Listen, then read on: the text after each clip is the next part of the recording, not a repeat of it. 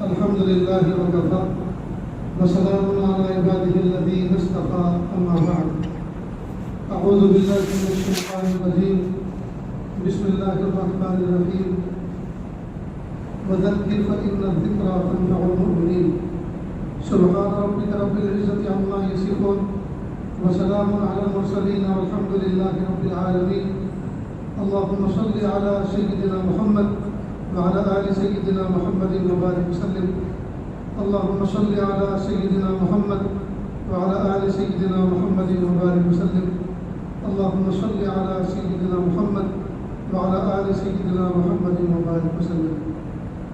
مقصد زندگی اللہ کی بندگی اور مقصد حیات اللہ تعالیٰ کی یاد. نہ ہم اپنی مرضی سے دنیا میں آئے اور نہ اپنی مرضی سے دنیا سے جائیں گے. اللہ تعالیٰ نے حکم فرمایا تو آگے اور اللہ تعالیٰ حکم فرمائیں گے تو چلے جائیں گے.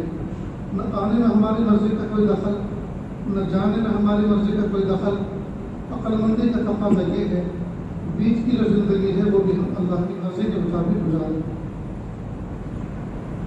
اللہ کا لاکھ لاکھ شکر احسان ہے دعوت و تبلیغ کے مبارک عمل کے ذریعے سے نماز کا تعارف خوب ہوا. نماز پر خوب محنت کی گئی. آج اسی محنت کی برکت سے نمازی نظر آ رہے ہیں. لیکن اخلاقی بگاڑ اتنا ہو چکا ہر بندہ اپنا سیاہ دل لے کر بیٹھا ہے اور اپنے نامہ اعمال کو سیاہ کر بیٹھا ہے. ہر گھر جہنم کا نمونہ بن گیا ہے. ہر آدمی ایک دوسرے کی بے ادبی کرنے والا, اللہ اس کے رسول صلی اللہ علیہ وسلم کی نافرمانی کرنے والا, اس لیے کہ اس شعبے پہ محنت نہیں ہوتی. یاد رکھنا اسلام کے بنیادی 5 شعبے ہیں. ایک ہے عقائد. عقائد کا تعلق دل اور دماغ کے ساتھ ہے. اللہ تعالیٰ کو ایک ماننا, رسول اللہ صلی اللہ علیہ وسلم کو آخری نبی ماننا, یہ ماننے کا کام دل دماغ کا ہے. اور یہ عقیدہ توحید و رسالت اگر کسی بندے کا صحیح ہوا, اللہ کو ایک مانا, اللہ کے ساتھ شرک نہیں کیا, رسول اللہ صلی اللہ علیہ وسلم کو آخری نبی مانا, آپ وسلم کے بعد کسی نبوت پہ یقین نہیں کیا, اللہ کے ساتھ شرک نہیں کیا, نبوت پر گڑبڑ نہیں کی, یہ اگر عقیدہ توحید و رسالت سنبھال کر لے گیا, چاہے زندگی میں ایک نماز نہ پڑھی ہو, چاہے ایک پیسے کی زکوٰۃ نہ دی ہو, چاہے ایک حج عمرہ نہ کیا ہو, خدا کی قسم جہنم میں جا کر سزا بھگت کر مر کر کے سب سے آخری بھی اگر جنتی بن کر جنت میں بھیجا گیا سزا بھگتنے کے بعد تو دنیا سے 10 گنا بڑی جنت پائے گا. اس کی برکت سے عقیدہ توحید و رسالت کی سلامتی کی برکت سے. اور اگر عقیدہ توحید و رسالت گڑبڑ رہا, اللہ کے ساتھ شریک ٹھہرایا کہ اللہ بھی اولاد دیتے ہیں اور فلاں بابو کے مزار پہ پہنچ جائیں تو وہ بھی اولاد دیتے ہیں, جی یہ شرک ہوا اللہ کی ذات میں. اللہ بھی روزی دیتے ہیں لیکن چلو وہاں چلے جاتے ہیں, ان سے مانگتے وہ بھی دیتے ہیں. اللہ بھی معاف کرتے ہیں اور بابو بھی معاف کر دیتے ہیں. اور ایک حج وہ ہوتا ہے جو مکہ میں ہوتا ہے, ایک وہ حج ہوتا ہے جو اجمیر میں ہوتا ہے, وہ بڑا حج اور یہ چھوٹا حج. اس طرح کا معاملہ گڑبڑ رہا اور عقیدے میں شرک رہا. یاد رکھنا چاہے زندگی بھر سجدے میں پڑا رہا ہو اور پیشانی پہ نشان پڑ گیا اس سجدے کا, چاہے مکہ مکرمہ میں پلیٹ خرید لیا ہو اور روزانہ عمرے کرتا ہو اور ہر سال حج کرتا ہو, چاہے بیگ بھر بھر کے زکوٰۃ و صدقہ روزانہ خرچ کرتا ہو, سب کچھ صحیح, لیکن عقیدہ توحید و رسالت میں گڑبڑ ہے. خدا کی قسم جنت تو دور کی بات ہے, جنت کی خوشبو بھی نصیب نہیں ہوگی. تو اسلام کا ایک بڑا شعبہ ہے عقائد. ہم اپنے عقائد کو محفوظ رکھیں, ہم اپنے عقائد میں گڑبڑ نہ کریں. دوسرا شعبہ ہے عبادات. عبادات میں نماز, روزہ, حج اور زکوٰۃ, یہ 4 چیز آتی ہیں. جس موقع پر جس عبادت کو ادا کرنے کا موقع ہو اس موقع پر اس عبادت کا صحیح طریقہ معلوم کر کے اس طریقے کے مطابق اس عبادت کو ادا کریں. مثلا نماز سیکھ لی, نماز روزانہ پڑھتے ہیں 5 وقت کی. رمضان کا مہینہ آیا, رمضان کے مہینے سے پہلے مسائل معلوم کر لیے, کب افطار, کب سحری شروع ہوتی ہے, کب افطاری کا وقت ہوتا ہے, یہ معلوم کر لیا. اس میں غیبت نہیں کرنا, چغلی نہیں کرنا, جھوٹ نہیں بولنا, جی بکواس نہیں کرنا, بیانی نہیں کرنا, اور کھانے پینے کی چیزوں سے صبح سے شام تک بچنا, اور بیوی کے حلال تعلقات سے بھی صبح سے شام تک بچنا. اس کو سیکھ لیا اور روزانہ روزے رکھنا ہے. زندگی میں اللہ نے مال دیا, حج کا موقع ہے تو حج میں جانے سے پہلے 15-20 دن کسی عالم مفتی کے پاس بیٹھ کر حج کے ارکان سیکھ رہے ہیں، واجبات سیکھ رہے ہیں، اور جس موقع پر حج کا دن آئیں گے وہ تاریخیں آئیں گی، اس سیکھے ہوئے طریقے کے مطابق اس کو ادا کریں، زکوٰۃ کے مسائل سیکھیں اور زکوٰۃ کو پابندی سے اس کو ادا کریں۔ تو یہ ہے دوسرا شعبہ عبادات کا۔ تیسرا ہے معاملات۔ معاملات کہتے ہیں لین دین کو، خرید و فروخت، لین دین کو معاملات کہتے ہیں۔ کس چیز سے لیے کیا بول کر حلال روزی ہوتی ہے اور کیا بولنے سے حلال روزی حرام سے تبدیل ہو جاتی ہے، اس کو سیکھنا۔ مرغی ذبح کرنے کی دکان ہے تو کیا چیز پڑھنے سے مرغی حلال ہوتی ہے اور کیا نہ پڑھنے سے وہ حرام ہو جاتی ہے، کیا کیا چیزیں بیچنے سے وہ حلال پیسے سمجھے جاتے ہیں اور کیا چیز بیچ دینے سے اس کے بہت سے اجزاء وہ ہیں جو حرام ہیں، ان کے بیچ دینے سے وہ حلال روزی حرام بن جاتی ہے۔ تو مرغی ذبح کرنے والا پہلے مفتی سے سیکھے، اس کے بعد دکان ڈالے۔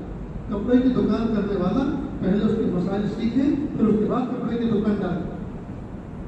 تو معاملات کو سیکھنا، تو عقائد، عبادات، معاملات۔ اور چوتھا شعبہ ہے معاشرت۔ معاشرت کہتے ہیں رہن سہن کو، ایک دوسرے کے ساتھ کیسے رہے، شوہر بیوی کے ساتھ کیسے رہے، بیوی شوہر کے ساتھ کیسے رہے، پڑوسی پڑوسی کے ساتھ کیسے رہے، بڑے چھوٹوں کے ساتھ کیسے رہے، باپ اولاد کے ساتھ کیسے رہے، اولاد ماں باپ کے ساتھ کس طرح کا برتاؤ کرے، راہ چلتے ہوئے ہم کیسے چلیں، گاڑی پارک کریں تو کیسے کریں، گاڑی اٹھائیں اسٹارٹ کریں تو کیسے چلائیں تو کیسے چلائیں۔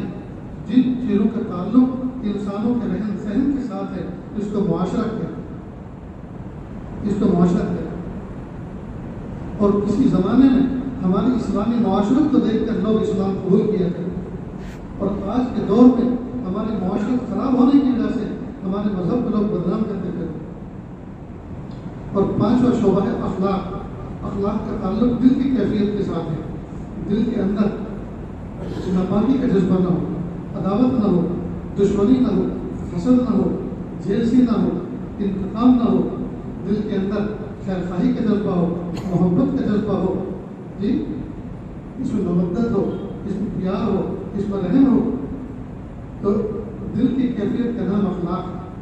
تو قربان جائیں اسلام پر، پیر کے ناخن سے لے کے سر کے بال تک مومن کو زندگی میں پیدائش کی صبح سے لے کے وفات کی شام تک کن کن چیزوں کی ضرورت پڑتی ہے اور کن کن چیزوں کے ساتھ برتاؤ کرنے اور بہیو کرنے کی وجہ سے اس کی زندگی اچھی بنتی ہے، اسلام میں اس کا پورا احاطہ کرتا ہے۔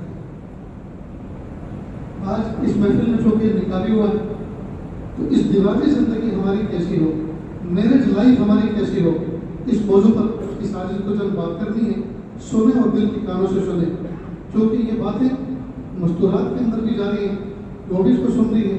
اللہ تعالیٰ ان کو بھی عمل کی توفیق دے، مردوں کو بھی عمل کی توفیق دے، اور اللہ تعالیٰ ہمارے گھروں کو جنت کا نمونہ بنائے۔ دوستو، جیسا کہ میں نے کہا کہ اسلام کی بنیاد 5 شعبوں پر ہے، ان 5 شعبوں کو سمجھنا اور ان پر عمل کرنا، یہ ہے اسلامک لائف، یہ ہے اسلامی زندگی۔ یہ کیا ہوا کہ ہم نے سفید پہن لیا، چہرے پہ داڑھی سجا لی، 5 وقت کی نماز پڑھی، اب ہم ہو گئے بڑے مذہبی، ہم ہو گئے مذہبی، اب ہمارا لین دین بگڑا ہوا ہے، گھر کا میری زندگی ہمارا جہنم بنی ہوئی ہے، ہم زکوٰۃ بھی دیتے ہیں، حج فرض ہوئے ہمارے پر زمانہ ہو گیا، ہم نے سوچا تک نہیں حج کرنا ہے، سارا کے سارا نظام درم ہے، لیکن ہم سمجھ رہے ہیں کہ ہم پکے نمازی، پکے دیندار ہیں، اور لوگ ہمارے اوپر اعتماد اور بھروسہ کرتے ہیں کہ یہ دیندار ہے، حالانکہ یہ نماز یہ تو ایک چھوٹا سا جز ہے پورے اسلام کا۔ 95% اسلام تو معاملات، اخلاق اور معاشرت کے اندر بکھرا پڑا، اور وہ تو چوپٹ ہے۔ اس لیے دوستو، اسلام کی زندگی کی جو شعبے آپ کے سامنے ذکر کیے گئے، ان تمام کو ہم سیکھیں، ان کو پڑھیں، ان کو سمجھیں اور ان پر عمل کریں۔ اسی معاشرت کے قبیل سے ایک ہے میرج لائف، شادی شدہ زندگی۔ آج ہماری شادی شدہ زندگی اچھی نہ ہونے کی وجہ سے ہمارا گھر جہنم کا نمونہ بنے، ہمارے بچے فرما بردار نہیں ہیں، بیوی فرما بردار نہیں ہے، شوہر وفادار نہیں، حلال بیوی ہونے کے باوجود حرام تعلقات قائم کیے ہوئے، حلال بیوی ہونے کے باوجود انٹرنیٹ پر حرام سائٹوں پر جا کر حرام وقت گزار رہا۔ اس لیے سنیں اور دل کے کانوں سے سنیں۔ اسلام نے لو میرج نہیں سکھایا، لو آفٹر میرج سکھایا. شادی سے پہلے کی محبت اسلام میں حرام ہے، نکاح کے بعد کی محبت ثواب ہے. نکاح کے بعد میاں بیوی جتنی محبت سے رہیں گے یہ ثواب ہی ثواب ہے.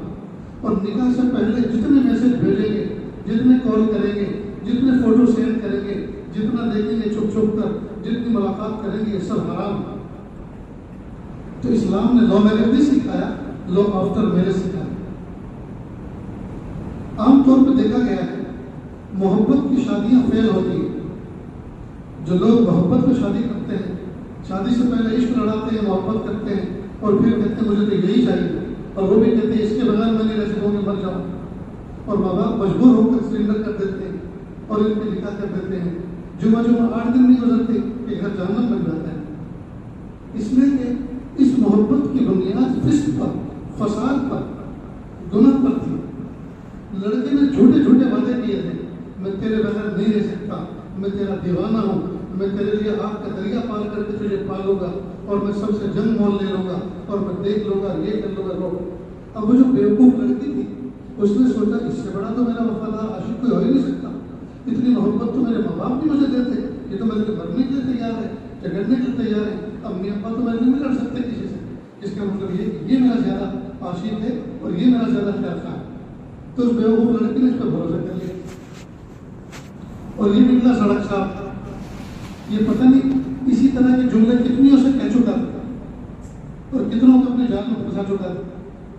اب جب لڑکی آئی یہ سوچ کر کہ یہ میرا عاشق اور مجنو اور میں اس کی لیلا، جب وہ یہ سوچ کے آئی، اور وہاں تو کچھ نہیں، وہ تو مجنو کیا، وہ تو دیوانہ تھا، وہ تو پاگل تھا. اب یہ سوچ رہی ہے کہ تو روزہ مجھے باہر کھلانے لے جائے گا، گھمانے لے جائے گا. نہ یہ گھمانے لے جاتا، نہ کھلانے لے جاتا، اور نہ پھوٹے منہ سے بات کرتا. تو دھوکہ کھائے، زندگی بھر اس کی قسمت پھوٹی رہتی ہے، زندگی بھر وہ روتی رہتی ہے. یا تو نکاح ٹوٹ جاتا ہے یا زندگی بھر مایوسی کا شکار. اس لیے کہ اس نے یہ سوچا تھا جب یہ میرا دیوانہ ہے تو مجھ سے کپڑے نہیں دھلوائے گا، یہ تو خود بھی لانڈری میں دھلوائے گا، میرے بھی بھیجے گا. جب یہ میرا عاشق کا دیوانہ ہے تو مجھ سے روٹی نہیں پکائے گا، یہ تو روزانہ باہر سے آرڈر دے کر زومیٹو سے منگوائے گا. جب اس نے سوچا تھا کہ یہ میرا دیوانہ ہے تو یہ تو مجھے ہر مہینے شاپنگ کروائے گا. حالانکہ یہ لڑکی کتنی نادان بیچاری، کتنی بھولی کہ اس کے اس سڑک صاحب عاشق کے باتوں میں آ گئی اور اپنے ماں باپ کی محبتیں اور ساری کی ساری چیزیں داؤ پہ لگا دی. ساری کی ساری چیزیں داؤ پہ لگا دی. اس لیے یاد رکھیں، میری ماں بہنیں بھی اس بات کو سن لیں، نوجوان بچے بھی سن لیں، اس طرح کے جو شادی سے پہلے کے یہ وعدے وعید ہوتے ہیں سب جھوٹے ہوتے ہیں، یہ فساد پر مبنی ہوتے ہیں. کئی مرتبہ منگنی ہو جاتی ہے، منگنی ہو جاتی ہے، اور منگنی ہونے کے بعد دونوں طرف سے فون بھیج دیے جاتے ہیں ہدیوں کے، لڑکے آپ اس میں بات کریں. حالانکہ حرام ہے، نکاح سے پہلے جائز نہیں، غیر محرم ہے، لیکن لوگ بھیج رہے ہیں. اب لڑکا کہتا ہے میں تیرے لیے ستارے توڑ کے لا دوں گا، میں تیرے لیے چاند توڑ کے لا دوں گا. ساری ناممکن بات. آج تک کوئی ستارہ توڑ کے لایا؟ کسی باپ میں طاقت ہے ستارہ توڑ کے لایا؟ چاند توڑ کے لا دوں گا. ارے ایسی بات کرنا جو ممکن ہے. تیرے لیے روزانہ پیڑے لے کر آؤں گا، لڈو لے کے آؤں گا، برفی لے کے آؤں گا. جو ممکن بات ہے وہ تو کہہ نہیں رہا، اور جو ناممکن ہے وہ باتیں کر رہا ہے. یہ سب دھوکے کی بات ہے، شہوانی باتیں ہیں، شہوانی باتیں.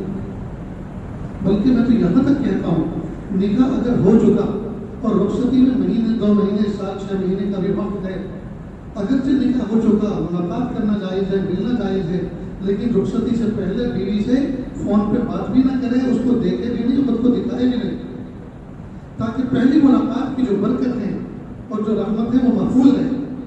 ورنہ نہیں تو رخصتی سے پہلے لڑ بھی لیتے ہیں، جھگڑ بھی لیتے ہیں، بول چالی بند ہو جاتی ہے. فون پہ نئے جڑنے ہو جاتے ہیں، فون پہ نئے پرانے ہو جاتے ہیں. اس لیے کبھی بھی ایسا نہیں کرنا چاہیے.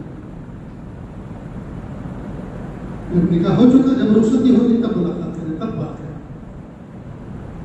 تو دوستو اسلام میں یہ جو میرج لائف ہے، یہ جو ازدواجی زندگی ہے، یہ بہت پاکیزہ رشتہ ہے.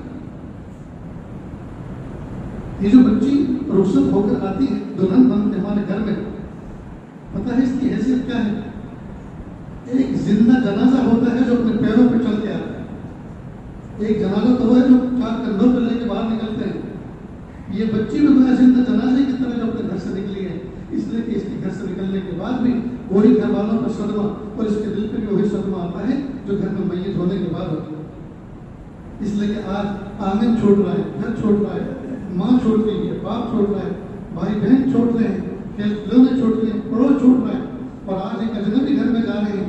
پتہ نہیں ہوگا کس طرح کا برتاؤ ہوگا، زندگی کیسی گزرے گی. کیونکہ معمولی قربانی نہیں اس عورت ذات کی، اس لڑکی ذات کی جو اللہ تعالیٰ کا حکم سن کر اللہ کے حکم پر وہ سب کو چھوڑ کے چل دیتے. کتنی بڑی قربانی. اور ہم جو اپنے گھر کے اندر بیوی کو لے کر آتے ہیں مہر دے کر، یہ کوئی 11,000 کا جانور نہیں خریدا ہم نے کہ جیسے چاہے برتاؤ کرے. یہ کوئی جانور نہیں خریدا. یہ کسی کی دل کی دھڑکن، کسی ماں باپ کے آنکھوں کی ٹھنڈک، کسی بھائی کا عزت و ناموس، کسی خاندان کا چشم و چراغ ہے. اتنی ساری حیثیتوں کے ساتھ ہمارے گھر، یہ ہمارے گھر پر بیڈ پہ سونے کے لیے نہیں آئی، لیکن ان کے گھر پہ زمین پہ سوتے تھے، اور یہ ہمارے گھر میں بیڈ ڈھونڈ کے آئی. یہ ہمارے گھر میں کھانا ڈھونڈ کے نہیں، ان کے گھر میں فقر و فاقے ہوا کرتے تھے اور یہ مرغ مسلم میں لگے. نہیں، کئی دفعہ لڑکی اپنے گھر میں مرغ مسلم کرتی تھی اور تمہارے گھر میں چٹنی روٹی کھانی پڑتی ہے. اور تو اس لیے آئی ہے، اس کی عمر ہو چکی، شریعت کا حکم ہو چکا، اور ماں باپ نے اس کا نکاح کرا دیا اللہ کا فریضہ سمجھ کر پورا کرنے کے لیے. لہذا مرد کو چاہیے کہ اس کی حیثیت کا خیال رکھے، اس کی عزت نفس کا خیال رکھے. کئی مرتبہ لڑکے اپنے ماں باپ کے وفادار ہوتے ہیں، وفادار تو ہونا ہی چاہیے، لیکن وہ حد سے زیادہ وفادار ہوتے ہیں. بیوی کو پیروں کے جوتے طرح روکتے ہیں اور ماں باپ کے میاں منہ مٹھو بنتے ہیں، ماں باپ کے سامنے بڑے ڈائے ہوتے ہیں. یہ غلط ہے. ماں باپ کا مقام ماں باپ کا مقام ہے، بہت اونچا مقام ہے. بیوی کا مقام بیوی کا مقام ہے. دونوں میں بیلنس بنائے. بیوی کی محبت میں آ کر ماں باپ کی توہین نہ کرے، ماں باپ کی محبت میں آ کے بیوی کی توہین نہ کرے. بیلنس بنائے. گھر میں سے باہر سے آیا، ماں دہلیز پر بیٹھی ہوئی، اماں السلام علیکم، اماں سر کا ہاتھ پھیلا سلام کریں. سفر سے آ رہے ہیں، ماں باپ کو کوئی پھل پسند ہے، راستے میں نظر آئے، لے کر آئے، ماں باپ کا دل خوش کرنے کی. امی یہ چیز آپ کو پسند ہے نا، راستے میں بکری تھی، لے کر آئے. امی نہیں کھا لیجیے. کتنا دل خوش ہوگا. اس کے بعد اپنے بیوی کے کمرے میں جائیں اور وہاں جانے کے بعد مسکرا کے اس کا جی استقبال کریں. وہ آپ کا استقبال کریں کہ آپ مسکرا کے اس کے ساتھ برتاؤ کریں.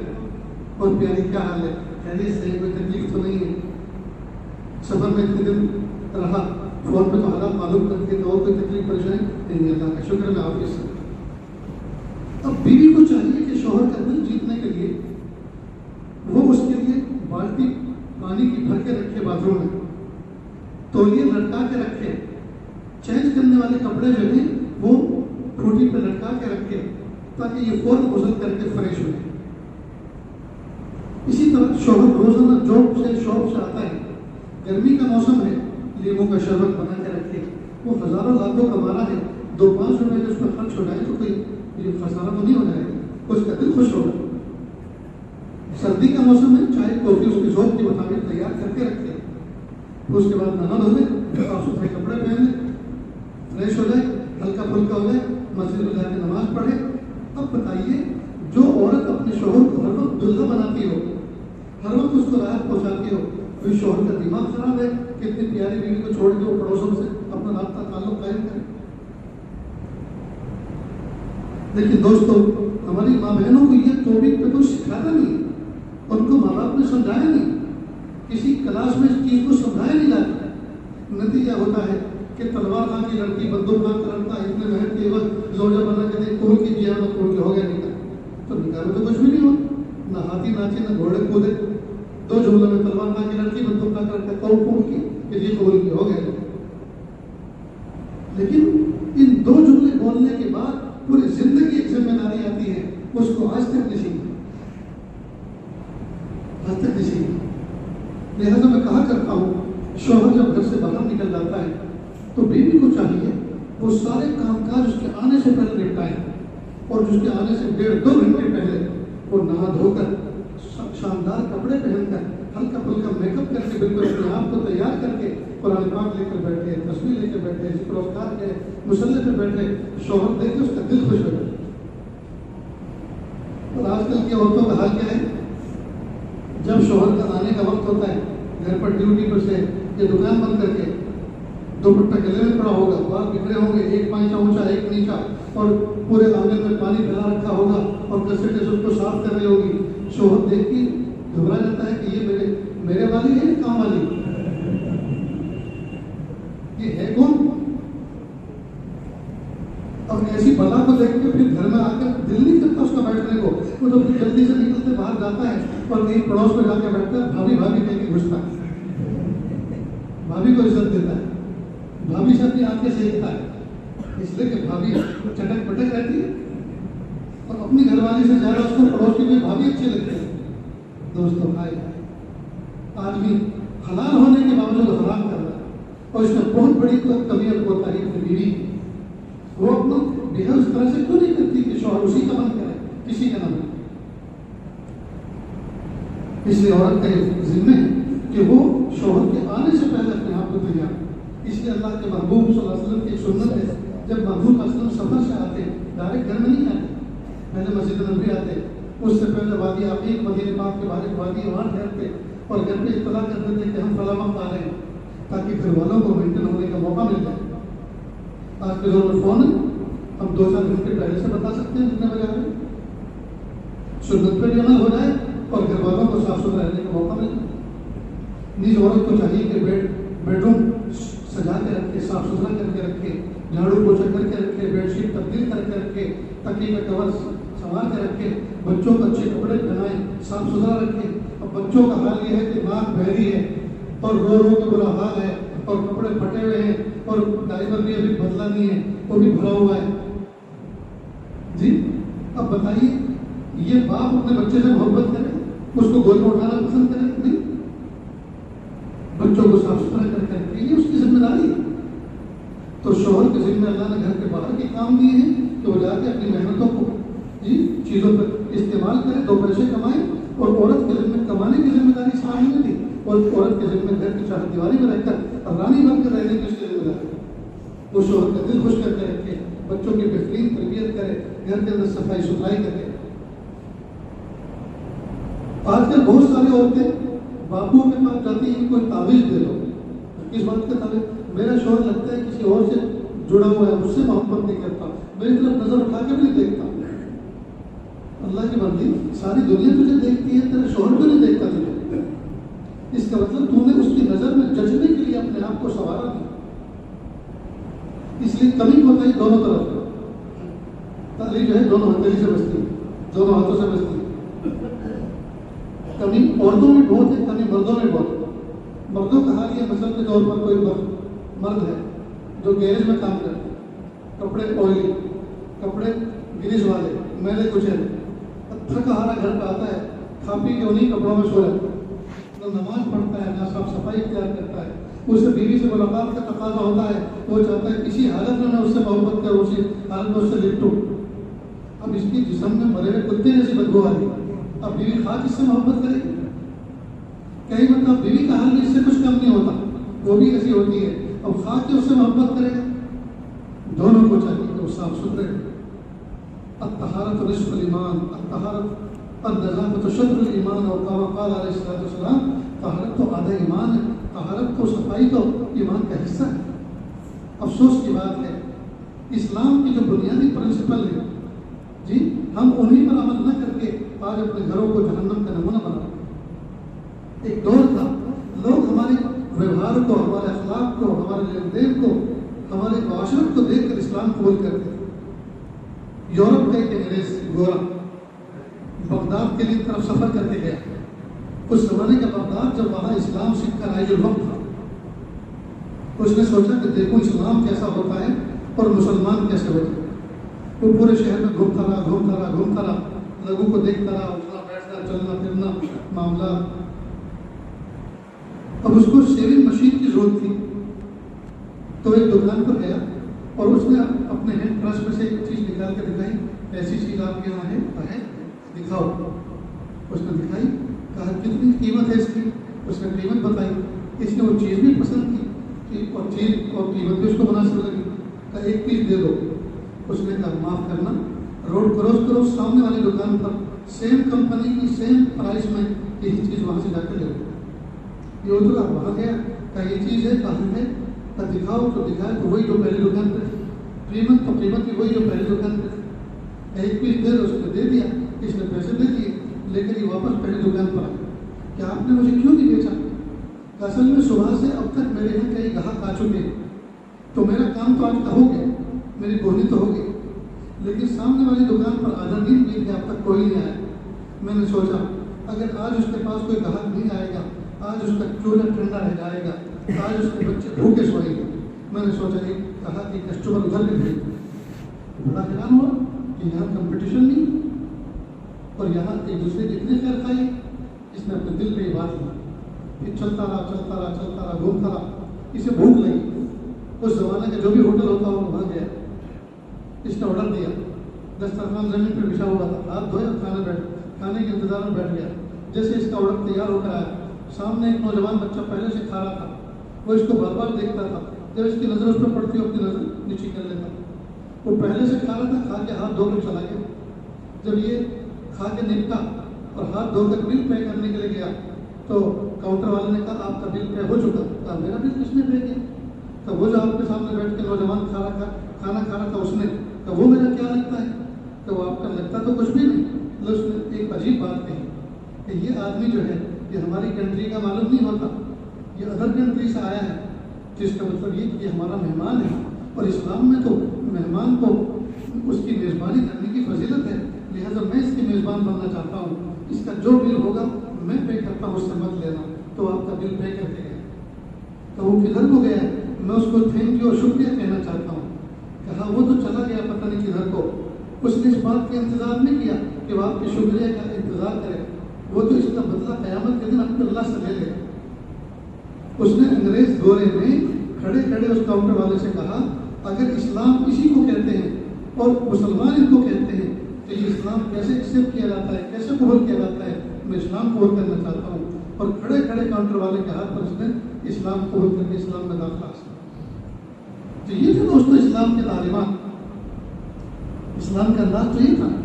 آج ہم اپنی گھر والے کو اپنا اسلام نہیں دکھا پا رہے, بیوی ہمارے ساتھ اپنا گھر کا اسلام نہیں دکھا پا رہے. لوگوں کی ٹوائلٹ میں جاتا ہوں تو اکثر دینی سفر پہ رہتا ہوں, ننگے پیر بیٹھ کے استنجا کر لیتا ہوں, لیکن چپل پہننے کی ہمت نہیں ہوتی, گھن آتی. اس لیے کہ گھر کی جو چپل سب پہن کے توڑ دیتے ہیں, اس میں دھاگا واگا ڈال کے وہ ٹوائلٹ میں رکھ دیتے ہیں کہ اس کو پہن کے استنجا کریں. اس کو اگر میں پہن لوں تو شاید دن بھر کھانا نہ کھا سکوں, میری طبیعت اتنی حساس ہے.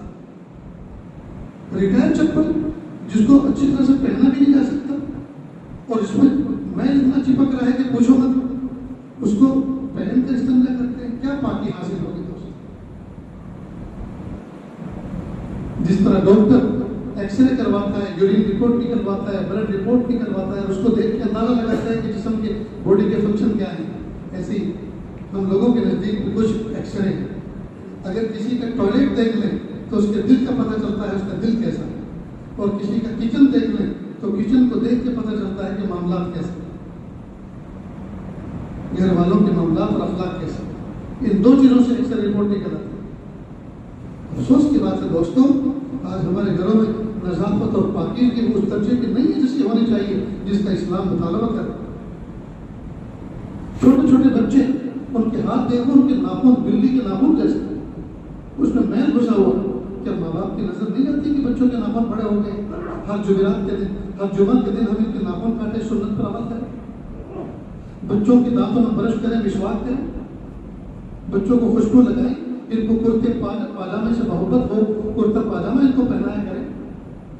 لیکن نہیں, اتنے بچے گڈے جیسے جی, ان کو پینٹ پہنا رکھی ہے, انہیں شرٹ پہنا رکھا ہے, اور بچپن سے ان کی پینٹ بھی پھٹیلی, ان کی پینٹ بھی پھٹی ہوئی آگے سے اور پیچھے سے, کیونکہ بڑے ہونے کے بعد اس کو ایسا ہی پہننا ہے. اور سنا تو یہ ہے کہ جو پھٹی ہوئی پینٹ ہوتی ہے اس کو زیادہ مہنگی ہوتی ہے. حالانکہ میں تو ایسا سمجھتا تھا کہ جو پھٹی ہوئی پینٹ پہنتی ہے مستحق کے زکات ہے, ان کو تو بیچاروں کو پاجامہ خرید کے دینا چاہیے. کچھ اپنے بیگ میں کچھ پینٹ کچھ ایسی چیزیں رکھنی چاہیے کہ ان کو ہڈیاں دے کے یہ پہنے، لیکن نہیں کہو تو مہنگے مہنگے پیسے دے کر وہ خرید کر لاتے ہیں، اور پھٹی ہوئی بھی تو کہاں سے ہوتی ہے کہ نظریں جھک جاتی ہیں۔ اب عورتوں کی بھی نکلی، مردوں کی تو نکلی تھی، عورتیں بھی پھٹی ہوئی پہنتی ہیں۔ میں تو ایک مرتبہ ایئرپورٹ پہ تھا تو دیکھا ایک آدمی کا ایک ٹانگ میں تو پہن رکھی اور دوسری ٹانگ ننگی اور چل رہا ہے۔ میں نے کہا یہ فیشن؟ ارے میں کہا ایک بھی کیوں پہن رکھی، اس کو بھی نکال، جب تیری ایک ٹانگ تو نے دکھا دی تو دوسری بھی دکھا دے، اور جو کچھ چھپا ہے وہ بھی دکھا، پوری دکان ہی کھول۔ کیا دوستوں اخلاق کتنے گر چکے، انسان انسانیت سے کتنا گر چکا، کتنا گر چکا۔ غیرت نام کی کوئی چیز نہیں، شرم و حیا نام کی کوئی چیز نہیں۔ اللہ کے محبوب صلی اللہ علیہ وسلم نے فرمایا اذا فاتتك الحیا فكن ما شئت، جب تیری حیا ختم ہو جائے تو اب جو چاہے تو کرتا رہے۔ جب تیری حیا فوت ہو گئی، جو جوان بیٹی ہے، سینے تنے ہوئے ہیں، بغلیں کھلی ہوئی ہیں، جوان باپ صاحب بیٹھا ہے، باپ کو غیرت نہیں آ رہی اور بیٹی جو ہے بے غیرت ہو چکی، ہائے ہائے، باپ کے ساتھ میں سفر کر دیا اور ہار گئے، جوان بھائی کے ساتھ سفر کر دیا اور ہار گئے۔ میں نے خود اپنی آنکھوں سے دبئی ایئرپورٹ پر ایک نوجوان لڑکے کو اپنی ماں کے ساتھ اس طرح کا مذاق کرتے دیکھا کہ میری آنکھیں شرم سے جھک گئی۔ تو یہ دنیا ہے، یہ پوری دنیا، اور اس وقت جو ہے جنگلی دنیا، بے حیا والی دنیا، بے شرم دنیا یہی چاہتی ہے کہ ہم تو ننگے ہو گئے، تم کیوں کپڑوں میں نظر آ رہے ہو، تم بھی ننگے ہو گئے، تاکہ ہمیں کوئی ننگا کہنے والا نہ رہے۔ پوری دنیا کے اندر جو اسلام کے خلاف سازش ہو رہی ہے، مسلمانوں کے خلاف جو دشمنیاں ہو رہی ہیں، اس کی جنگ تو یہی ہے، لڑائی تو یہی ہے کہ ہم تو ننگے ہو چکے ہیں، جنہوں نے کپڑے پہن رکھے ہیں، یہی لوگ ہمیں ننگے کہنے والے ہیں۔ ہم چاہتے ہیں ان کے بھی کپڑے نکل جائے تاکہ ہمیں کوئی ننگا کہنے والا نہ ملے۔ اللہ نہ کرے آج ہم سب کے سب اگر کفر کا کلمہ پڑھ لیں تو کوئی بھی جنگ نہیں، کوئی بھی لڑائی نہیں، کوئی بھی معاملہ نہیں۔ لیکن یہ حق و باطل کی لڑائی چل رہی ہے، یہ تفکرات و تصورات و نظریات کی جنگ چل رہی ہے۔ اس لیے کہ دشمنان دین جس راستے پر زندگی گزار رہے ہیں، نہ وہ اللہ کو پسند ہے، نہ رسول اللہ کو پسند ہے، اور نہ ایک باحیا آدمی اس کو پسند کرتا ہے، لہٰذا ہم اس کو فالو نہیں کرتے، اور وہ چاہتے ہیں کہ تم بھی اسی طرح زندگی گزارو۔ ارے تم تو جائز ہو جہنم کے راستے پر، ہم کیوں جہنم کے راستے پر جائیں؟ اس لیے دوستو، گھروں کو سنت کا نمونہ بنائیں، بچوں کی بہترین تربیت کریں۔ جمعہ کا دن آ رہا ہے، کل بچوں کو لے کے بیٹھے، پیارے بچوں آج کی سنت کیا ہے، سنو، خوشبو لگانا، غسل کرنا، مسواک کرنا، خوشبو استعمال کرنا، ناخن کاٹنا، سورہ کہف پڑھنا، درود شریف کثرت سے پڑھنا۔ بیٹا آج یہ سب کے سب اس میں لگ جاؤ، چلتے پھرتے اٹھتے بیٹھتے درود شریف پڑھو، سورہ کہف مغرب غروب آفتاب سے پہلے پوری کر لو۔ تو گھر میں اس کی مذاکرے ہونی چاہیے، گھر میں اس کے مذاکرے ہونی چاہیے، تو ہم گھر کو جنت کا نمونہ بنائیں۔ بیوی کے ساتھ میں حسن سلوک کریں، بیوی کو چاہیے کہ شوہر سے جب ملنے کا وقت ہو، اس کے قریب بیٹھنے کا وقت ہو، منہ میں الائچی ڈالے، کوئی خوشبو کی چیز ڈالے تاکہ خوشبو محسوس ہو، ہلکی پر کوئی خوشبو لگائے تاکہ شوہر کو پسینے کی بو سے تکلیف نہ ہو۔ اسی طرح بیوی کے پاس جب شوہر ہے تو شوہر کو چاہیے اس کا منہ صاف ستھرا ہو، اس کے بال صاف ستھرے ہوں۔ کئی مرتبہ تو مردوں کا حال بھی ایسا عجیب ہے، ناک کے بال لٹکے ہوئے، کان کے اوپر اتنے اونچے بال لگتا ہے کہ کوئی اور ہی مخلوق ہے، یہ کوئی ریچھ ویچھ ہے۔ اور یہ بھی کچھ ساتھ ساتھ خیال آتا ہے یہ تو ہے ہی جیسا ہے جنگلی، لیکن اس کی بیوی کا بھی ذوق نہیں، اس کی بھی ذہن نہیں چلتا اس پر کہ اس کو کہوں کہ ذرا ناک کے بال کاٹ دو، یہ کانوں کے اوپر جو بال فالتو ہے ان کو صاف کرو، اس کو تو کم از کم کہنا چاہیے۔ اس کا مطلب یہ ہے کہ وہ بھی اعلیٰ درجے کی بیوقوف ہے۔ دونوں کے ایکس رے نکل آتے ہیں ان کو دیکھ کر، دونوں کا پتہ چل جاتا ہے کہ دونوں کتنا اعلیٰ مزاج کے ہیں۔ میرے پیارے اسلام نے، پیارے محبوب صلی اللہ علیہ وسلم نے، پیارے اللہ نے ہمیں الگ جھلک زندگی گزارنے کا موقع نہیں دیا، ہمیں الگ جھلک زندگی گزارنے کے لیے نہیں کہا سسٹمیٹک زندگی گزاریں، صاف ستھری زندگی گزاریں۔ جی ہماری زندگی ایسی ہو جو دوسرے کے لیے آئیڈیل اور نمونہ ہو۔ آج کل لوگوں کا حال کیا ہے؟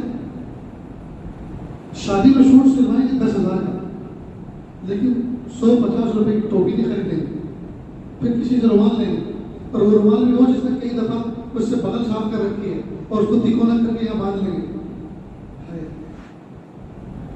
150 روپے کی سلیقے کی ٹوپی نہیں خریدتا، مسجد میں ڈھونڈتا ہے، اور مسجد میں جو ٹوپیاں رکھی ہے پتہ ہے کتنی گندی، وہ اتنی گندی ہے کہ ان کو سر پہ رکھ کے پھر آدمی اپنے سسرال میں نہیں جا سکتا، ان کو پہن کے باعزت جگہ پہ نہیں جا سکتا، کسی ایمبیسی میں نہیں جا سکتا، کسی ایئرپورٹ پہ نہیں جا سکتا، اس لیے کہ اس کو پہن کے تو کارٹون لگتا ہے.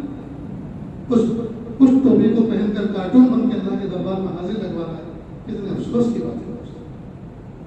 معمولی سی میونسپلٹی کے آفیسر کے دربار میں جاتا ہے، خوشبو لگا کر بٹن برابر درست کر کے ہاتھ نیچے جوڑ کے کھڑا ہوتا ہے اور کہتا ہے سر سر سر، اور جس رب کے سامنے سر جھکاتا ہے اس کی نزدیک کوئی نہیں. دنیا کا گیا گزرا آدمی اس کے نزدیک محترم ہے، اہم ہے، اور پیارا رب جو کائنات کا خالق و مالک ہے اس کے دربار کی کوئی اہمیت نہیں. کتنی بری بات ہے. عورتوں کو بھی چاہیے کہ جب وہ اپنے مسلح پر کھڑی ہوں اللہ کے سامنے تو صاف ستھری ہو کر کھڑی ہوں، اچھے کپڑے پہن کر کھڑی ہوں، مسلح بھی صاف ستھرا ہو، سلیقے کا ہو، کیونکہ اللہ کے دربار میں حاضر لگا. نیز اللہ کے محبوب صلی اللہ علیہ وسلم نے ہمیں اپنی بیویوں سے محبت کرنا بھی سکھایا. اللہ کے محبوب صلی اللہ علیہ وسلم جب گھر میں تشریف لے جاتے، مسکراتے ہوئے چہرے کے ساتھ، خندہ پیشانی کے ساتھ سلام کر کے گھر میں حاضر ہوئے. ایک مرتبہ ماں خدیجہ کبریٰ رضی اللہ عنہا کے گھر میں داخل ہوئے. باہر کسی نے آپ کے ساتھ میں کچھ بدسلوکی کی تھی جس کی وجہ سے دل پر اس کا اثر تھا، چہرے پہ اس کے اثرات تھے. جب گھر میں داخل ہوئے تو ماں خدیجہ کبریٰ رضی اللہ عنہا فرمایا ارے آج کیسے گھر میں آ رہے ہو، ایسے تو آپ کبھی نہیں آتے. تو محبوب صلی اللہ علیہ وسلم کا احساس ہوا، فوراً گھومے اور گھومنے کے بعد پھر آئے کہا السلام علیکم ورحمۃ اللہ وبرکاتہ. یہاں اب ہوئی نا کوئی بات. معلوم ہوا گھر کے اندر خندہ پیشانی کے ساتھ ہلکے پھلکے ہو کر محبتوں کے ساتھ انٹری کرنی چاہیے. آج ہمارا حال کیا ہے؟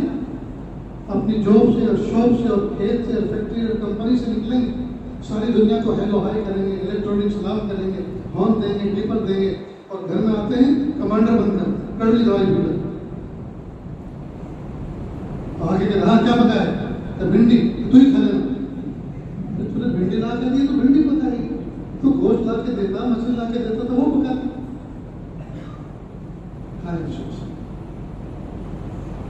مسکراتے چہرے کے ساتھ اللہ کے محبوب صلی اللہ علیہ وسلم ایک مرتبہ حضرت عائشہ صدیقہ رضی اللہ عنہا کے حجرے میں داخل ہوئے. حضرت عائشہ صدیقہ رضی اللہ عنہا اس وقت پانی پی رہی تھی پیالے میں. آپ نے فرمایا حمیرہ ذرا ہمارے لیے بھی بچا دینا. یہ حمیرہ کیا ہے؟ عائشہ صدیقہ نام تھا. حمیرہ کیا ہے؟ یہ حمیرہ سیکنڈ نام تھا. اللہ تعالیٰ اللہ کے محبوب صلی اللہ علیہ وسلم نے حضرت عائشہ صدیقہ رضی اللہ عنہا کا ایک پیار والا دوسرا نام رکھا تھا جس کو کبھی کبھی اس نام کو لے کے پکارتے تھے، اور وہ تھا حمیرہ، جس کا گجراتی میں ترجمہ ہوتا ہے لال گوری، جس کا انگلش میں ترجمہ ہوتا ہے پنکی. اب یہ ہم میں سے کتنے ایسے ہیں جو سنت پر عمل کرتے ہوں؟ مسواک یہاں لگائیں گے تو متبع سنت کہیں، خوشبو لگائیں گے متبع سنت کہیں. ارے بیوی کا دوسرا نام رکھنا بھی تو سنت ہے، اس پر کس نے عمل کیا؟ اس پہ کوئی عمل نہیں. ہاں دوسرا نام پکارتے ہیں، اندھی، کانی، لنگڑی، لولی، یہ پکارے. ایسا نام نہیں پکاریں گے جس کا دل خوش ہو، جس کا دل زخمی ہو رہا ہے، ایسے نام سے پکاریں. دوستو پیار محبت کے ساتھ بیوی کے ساتھ رہنا یہ بھی عبادت ہے. ابھی جو سفید گاڑی والا بیٹھے ہیں وہ تو سوچ رہے ہیں مولانا کیا موضوع چھیڑا ہے آج آپ نے.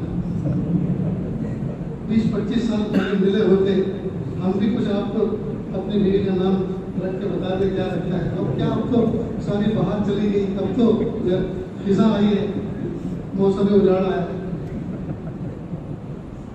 اب تو بڑھیا کے کانوں میں نمبر، آنکھوں میں نمبر، دانتوں میں نمبر، یہ چوک کا بھی کرائے کا ہے. اب کیا اس کا دوسرا نام ہے؟ اللہ کے محبوب صلی اللہ علیہ وسلم نے حضرت عائشہ صدیقہ رضی اللہ عنہا سے فرمایا حمیرہ ہمارے لیے بھی ذرا پانی بچا دینا، ہمیں بھی پینا ہے. تو انہوں نے فوراً اپنے لبوں سے ہٹایا اور آپ صلی اللہ علیہ وسلم کو دیا. محبوب صلی اللہ علیہ وسلم نے اس پیالے کو ہاتھ میں لیا. پوچھا حمیرہ تم نے کدھر ہونٹ لگائے تھے، کہاں سے پیا ہے؟ تو فرمایا ادھر سے. اس کو گھمایا اور وہیں اپنے لب مبارک لگا کے پانی نوش کرا. کتنی محبت مائی صدیقہ کے دل میں اللہ کے محبوب صلی اللہ علیہ وسلم کی بیٹھی ہوگی، میرے شوہر اور کائنات کے نبی، نبیوں کے سردار، اور وہیں سے میرا جھوٹا پانی پینے جائے۔ ہم میں سے کتنے دل والے ہیں جو بیوی کا جھوٹا پانی پیے؟ ایسا جھوٹا کون پیے؟ تو اخبار میں چھپ جائے، اگر آج مل جائے کل اخبار میں چھپ جائے گا، یہ بیوی کا غلام ہے، جورو کا مرید ہے۔ دوستو ہم نے اپنی زندگیوں کو کیسے ویران کیا؟ اس لیے جب بچے کا نکاح ہو جائے، دلہا بن کر، اس کو چاہیے کہ ہر مہینے کوئی نہ کوئی رقم اپنی بیوی کو دے کر بھول جائے، پیاری یہ صرف تمہارے لیے، تم اس کو اللہ کے راستے میں خرچ کرو، کسی پر خرچ کرو، یہ تمہیں اختیار کا کوئی حساب نہیں۔ اس لیے کہ وہ جب اپنے ماں باپ کے گھر میں تھی، اس کے پاکٹ میں ہر وقت پیسے بھرے رہتے تھے، اور جب وہ آپ کی بیوی بنی تو اس کی جیب خالی۔ اب 5-5 10-10 روپئے کا تم نے محتاج بنایا کہ اماں سے لے لینا، کتنی اس پہ غیر جو ہے شاخ گزرتا، اس کو ہر مہینے دے کے بھول جاؤ۔ وہ بھی چاہتی ہے میں بھی اللہ کے راستے میں مسجد میں مدرسے میں لکھا ہوں تاکہ اللہ مجھے قیامت کے دن اس کا اجر دے۔ وہ بھی چاہتی ہے میں اپنی کسی بیوہ مسکین اور کسی سہیلی جس کی طلاق ہو چکی ہے اس کی کفالت کرو، ہر مہینے کچھ بھیجا کرو۔ وہ بھی چاہتی ہے سہیلی کا نکاح ہو رہا ہے اس کو قرآن پاک کا ہدیہ دو، مصلی اور تصویر کا ہدیہ دو۔ اس کے بھی تو کچھ ارمان ہے نا، تو ہم اس کے ارمان کو نہ کچھ لیں، ہر مہینے کچھ نہ کچھ دے کر بھول جائیں۔ اس سے دوستوں اس کے دل میں شوہر کی اور قدر ہوتی ہے، شوہر کی اور قدر ہوتی ہے، ورنہ پھر شوہر نے اس کو چوری پہ ڈال دیتا ہے، جب دیتا نہیں ہے تو اس کی جیب میں سے کچھ نہ کچھ نکالے گی، تو روزانہ چوری کرے گی۔ نیز دوستوں جب بھی کبھی بیوی غصہ ہو رہی ہو تو آپ غصہ نہ ہو، اس لیے کہ آج اس کی باری ہے، ہونے دو غصہ، اس کے اندر سے اس کے غصے کو نکلنے دو، ریلیز ہونے دو، تاکہ وہ ہلکی پھلکی ہو جائے۔ اگر اس کو غصہ نہیں نکلے گا تو دماغ پہ چڑھے گا اور پھر تمہارے پر چڑھے گا، مارے گی پکڑ کے۔ اس لیے اس کا غصہ نکلنے دو، اس کو ریلیز ہونے دو۔ آپ کو کیا کرنا ہے اس وقت؟ بس اس کو دیکھو غور سے، وہ غصے میں کیا دیکھ رہے ہو؟ تو آپ کہو پیاری جب تو غصے میں اتنی اچھی لگ رہی ہے، اگر مسکرا لے تو کتنی اچھی لگے گی، بس وہ تو مسکرا لے گی پھر۔ اب جدھر کو مسکرایا وہ کرے تو ادھر ہی پہنچ جاؤ استعمال کرنا کہ پیاری بس یہی تو دیکھنا تھا مجھے، نہ تمہارے غصے کی عمر لمبی نہ تمہاری محبت کی عمر لمبی، اس لیے پھر ایسا کیوں کر؟ اللہ کے لیے مجھے معاف کر۔ بات کرو کئی مرتبہ شوہر اس کا غصہ اس کو ریلیز نہیں ہونے دیتا، دبا دبا کے چپ بالکل، جہاں چاہیے میں چھوڑ دوں گا، نکال دوں گا گھر سے، کیا سمجھ رکھا ہے؟ تو وہ بیچاری اس کا غصہ بجائے نکلنے کے وہ اپنے دل پہ لے لیتی ہے، دل کمزور ہوتا ہے، دماغ پہ لے لیتی ہے، ڈپریشن میں چلی جاتی ہے۔ ایسا نہیں کرنا چاہیے۔ اور بھی کچھ چیزیں ایسی ہیں جس سے ہم اگر اس کا برتاؤ کریں تو اس کے دل میں محبت جوان ہو۔ اللہ نہ کرے آپ کو شوگر لگتی ہے، اب آپ رپورٹ لے کر آئے گھر میں، چہرہ لٹکا کے، بیوی کچھ کیا بات ہے، کیا رپورٹ میں آیا، کیا رپورٹ میں آیا، شوگر لگتی ہے، نہ لگتا ہے۔ اب پیاری اب تو لگتا ہے کہ زندگی بھر پھیکی چائے پینی پڑے گی، اور پھیکی چائے پینے پہ صرف ثواب ملتا ہے، مزہ تو بالکل نہیں ہے۔ پھیکی جو چائے پیتے ہیں اس کے پینے سے صرف ثواب ملتا ہے، مزہ بالکل نہیں آتا۔ اب اس آپ نے ایسے کہہ دیا اور کہتے کہ دیکھو اب میری چائے میں شکر مت ڈالا کرے، پھیکی پکایا، 2 دن تک اس نے اہتمام کیا، ایک دن بھول گئی۔ اب جب اس نے آپ کو پیش کیا آپ نے ایک گھٹ بنا، اب غصے میں اس کو دیکھا، مار دے مجھے، کہیں دوسری کی طرف نظر لگ رہی ہوگی کہ اب تو یہ بڈھا ہو گیا، اب تو یہ شوگر والا ہو گیا، اس میں کیا رکھا ہے، دوسری شادی کرنا چاہتی ہوگی۔ وہ گھبرا گئی کہ یہ ایسا کیوں ہے، اب میٹھا کیوں ڈالا اس میں؟ تو ایک طریقہ تو یہ ہے کہنے کا، اس سے تو سامنے والے کا دل ٹوٹتا ہے، اور یہی بات کہنے کا ایک طریقہ یہ ہے یار تم نے پھر وہی حرکت کی، چائے بنانے کے بعد تم نے انگلی کیوں ڈالی اس میں؟ تم انگلی ڈالتی اور یہ میٹھی ہو جاتی ہے، اس لیے اللہ کے لیے چائے پکانے کے بعد تم انگلی مت ڈالا کرو، میری چائے میٹھی ہو جاتی ہے۔ اب آپ نے ایک بات کی ہے، بات سمجھ گئی ہوں، وہ سوری مجھے معاف کرنا میں گیلا، اب وہ دوسری بنانے کے لیے گئی اور ساتھ ساتھ میں اس کے دل میں گدگدی بھی ہو رہی ہے محبت کی کہ کتنی پیاری انداز سے بات کہی ہے کہ تم انگلی مت ڈالا کرو، اس میں میٹھی ہو جاتی ہے۔ گویا میں تو اپنے شوہر کی نظر میں شہد کا کوڑا ہی ہوں۔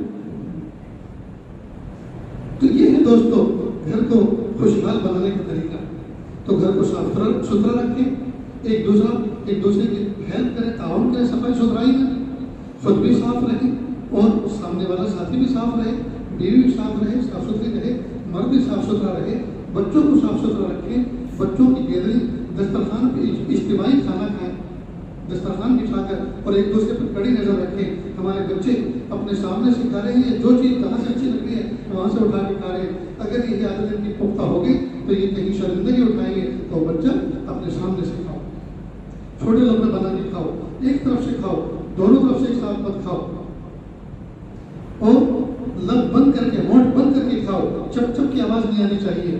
چائے پیو تو سوڑ سوڑ کی آواز نہیں آنی چاہیے. اس طرح سے چائے کھینچو کہ اس میں آواز نہ نکلے، یہ ادب کے خلاف ہے. دائیں ہاتھ سے کھاؤ، دائیں ہاتھ سے کپ پکڑو. پانی پینا ہے بوتل بائیں ہاتھ سے لو، دائیں ہاتھ سے گلاس پکڑو، بوتل سے پانی دائیں ہاتھ والے گلاس میں ڈالو، دائیں ہاتھ سے پیو، الٹا مت کرو. اب یہ سب تو ساتھ میں لے کر بیٹھیں گے تبھی تو پتہ چلے گا نا کہ بچے کیا کر رہے ہیں، تبھی ان کی تربیت ہوگی. باپ اپنے وقت پہ کھا کے چل نکلتا ہے، ماں چلتے پھرتے کھا کے اپنی بھوک پوری کرتی ہے. بچہ کوئی کرسی پہ بیٹھا ہے، کوئی ٹیبل پہ بیٹھا ہے، یہ کیا طریقہ ہے؟ یہ تو زندہ باپ کے یتیم بچے ہو. یتیم بچہ وہی نہیں ہے جس کے ماں اور باپ فوت ہو جائے. یتیم بچہ وہ بھی ہے جس کے ماں باپ زندہ ہوں اور ان کو اپنے بچوں کی تربیت کا موقع نہ ہو، تربیت کے وقت نہ ہو. اس لیے دوستو اپنے گھر کو شاندار بنائیں، صاف ستھرا بنائیں. میں آج کل کہتا ہوں مسجدوں کو خوبصورت بناؤ، آرام دہ بناؤ، اور اپنے بیڈ روم کو اچھا بناؤ. یا تو دل لگے اپنے بیڈ روم میں، یا دل لگے اللہ کے گھر میں. ادھر ادھر گھومتے نہ پھریں.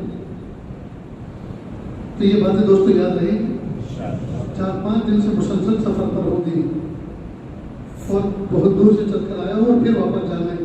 تو دل تو چاہتا تھا کہ میں کچھ اور بات کروں، لیکن فجر کی نماز بھی جماعت کے ساتھ پڑھنی ہے، تہجد بھی پڑھنی ہے. شب جمعہ بہت مبارک رات ہے، کثرت سے اس میں درود بھی پڑھنا چاہیے. اللہ کی رحمت خاص اس میں نازل ہوتی ہے. لہذا اسی بات پر اتفاق کرتا ہوں. اللہ تعالیٰ سے دعا ہے کہ اللہ تعالیٰ کہنے سنت سے زیادہ عمل کی توفیق عطا فرمائے. وآخر دعوانا ان الحمد للہ رب العالمین.